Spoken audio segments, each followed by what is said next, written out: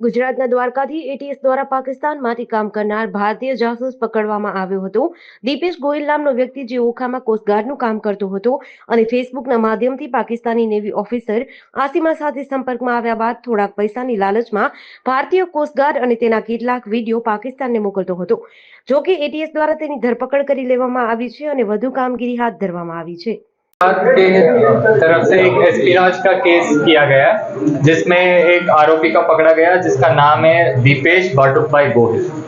ये ओका जेटी के पास वहाँ कोस्ट गार्ड शिप्स का काम करता है। उसका वहाँ का वेल्डिंग का काम, वहाँ अलग अलग दूसरे काम का कार्रवाई करते हैं। वहाँ एक कॉन्ट्रैक्ट मिला है, वहाँ पर एक कर्मचारी है।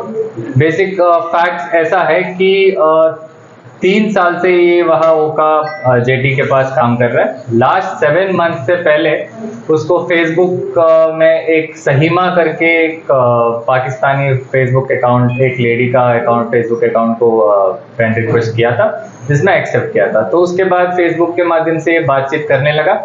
उसके बाद इसको पता चला, उन्होंने फिर व्हाट्सएप में नंबर्स एक्सचेंज किया गया।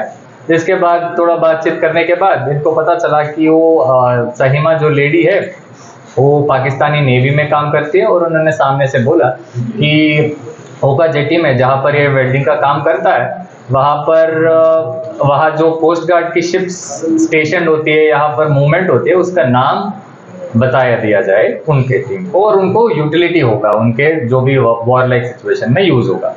उस हिसाब से उनको ये ऐसा बात हुआ था कि हर दिन 200 रुपए के हिसाब से उन दोनों के बीच में बातचीत चली। तो लास्ट 7 मंथ्स में हमको पता चला कि 7 वैसे बैंक ट्रांजैक्शंस हुआ जिसका टोटल वैल्यू अराउंड 42,000 जो अलग बैंक अकाउंट से इसके 3 दोस्त के बैंक अकाउंट से मिला गया। तो इसके हिसाब से हमको जो बात में मिला उसके हिसाब से हमने उनको एक पूछपरछ के लिए बुलाया था और उनके फ़ोन को टेक्निकल एनालिसिस के माध्यम से हमको पता चला कि वो जो फ़ोन में जिनके साथ ये बात कर रहा था उसका जो आईपी हमने रिकवर किया वो पाकिस्तान का आईपी निकला, जिससे साफ पता चलता है कि जो भी सहीमा नाम से धारण करके बात कर रही है वो पाकिस्तान के तरफ से बात कर रही है और जो हमारे इंडियन कोस्ट गार्ड की शिप्स का सेंसिटिव इन्फॉर्मेशन इनसे लिया जा रहा है। और इनको भी प्रायर इन्फॉर्मेशन था कि ऐसा जो इन्फॉर्मेशन देना बिल्कुल इंडियन सीक्रेसी में इंडियन सीक्रेट इन्फॉर्मेशन है, वो जो देना नहीं चाहिए।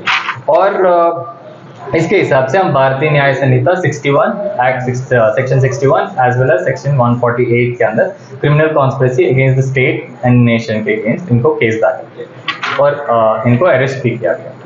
सर, ये जो महिला है सहीमा, उनको ये इन्फॉर्मेशन कहाँ से मिलती कि ये पर्टिकुलर बंदा है या इसको हमको कांटेक्ट करना है?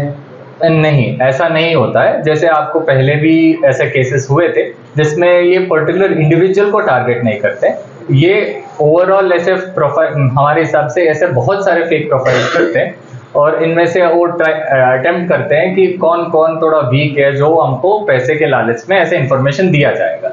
तो ऐसा इन्फॉर्मेशन बहुत सारे ट्राई करते होंगे जिसमें से 1-2 सफल होते हैं जिसके कारण हम केस करते हैं। सर, तकरीबन 1 महीने के आसपास सेम टू सेम केस है। लास्ट 26 अक्टूबर को भी इसी तरह का केस था जिसमें भी कोस्ट गार्ड की ही इंफॉर्मेशन मांगी जा रही थी। गुजरात के एंटी ड्रग्स अभियान के तहत कोस्ट गार्ड जितना एक्टिव पिछले कुछ समय में हुआ है, क्या उसी को लेकर पाकिस्तान इस तरह का ट्राई कर रहा है कि कोस्ट गार्ड को टारगेट किया? जैसे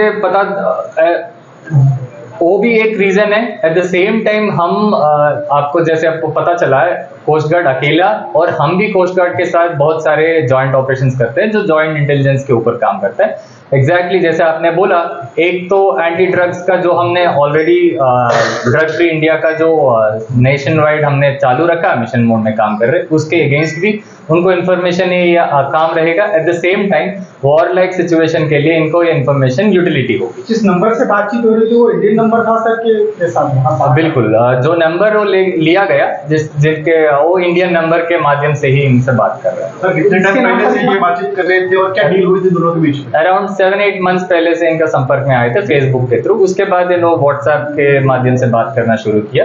पर इनका डील ऐसा ही था कि पर डे जब भी ये इन्फॉर्मेशन देगा पर डे 200 के हिसाब से इनको बातचीत चली। For example totally in the terms of 6,000 per month. Sir तो मात्र 200 रुपए के लिए वो इतनी बड़ी यानी जो आप बोल रहे हो कि ट्रैप करता था, दूसरों को इन्फॉर्मेशन देता था, तो उसके पीछे दूसरी कुछ लालच थी कि नहीं? मात्र 200 रुपए के लिए वो करता हूँ। मात्र 200 पर हर दिन के लिए। हाँ तो भी पर महीना 6000 है। तो उसके अलावा भी एक बार आपको इन्फॉर्मेशन मिलता है तो उसके ऊपर जैसे आपके लिए मात्र होगा, पर हमारे लिए सबके लिए मात्र होगा, पर उनके लिए उनकी स्थिति के लिए शायद हो सकता है कि उसमें वो लालच में पड़ इसका गया। मतलब बैकग्राउंड मिला है सर, क्रिमिनल बैकग्राउंड? अभी के लिए नहीं है, पर उनको प्रायर बिल्कुल इन्फॉर्मेशन था, ऐसा इन्फॉर्मेशन बिल्कुल नहीं देना चाहिए। और जिससे ये बात किया था साहिमा, उन्होंने सामने से इनको बोला गया कि ये पाकिस्तान नेवी से है और ऐसा इन्फॉर्मेशन हमारे लिए, हमारे कंट्री, आपके कंट्री के अगेंस्ट हमारे लिए फायदा लायक है। उसके बावजूद भी बिना पैसा के लालच ना लालच बात की बात है, पर उसके बावजूद भी इसने दिया, उसके कारण ये केस लगा। सर अभी तक ऐसा कोई इन्फॉर्मेशन जो दी गई हो, महत्वपूर्ण इन्फॉर्मेशन जो पहुंचाई गई हो यहाँ से वहां तक? कोस्ट गार्ड का शिप्स के नाम्स और जिस डेट में भेजा वो इन्फॉर्मेशन दिया गया, जो हमने टेक्निकल एनालिसिस के हिसाब से हमने रिट्रीव किया। सर पेमेंट जो था वो किस तरह से किया जा रहा था? तो ब्रीफली बता दिया जाए तो वो भी डमी अकाउंट से ही मोस्टली भेजते होंगे, उसके अगेंस्ट तपास चलेगा जो भी बैंक अकाउंट से आया। पर इसके पास जो आया था, इसके पास खुद का बैंक अकाउंट नहीं था, तो इसके दोस्त के बैंक अकाउंट में दिलवाता था और इन दोस्त से कैश लेता था।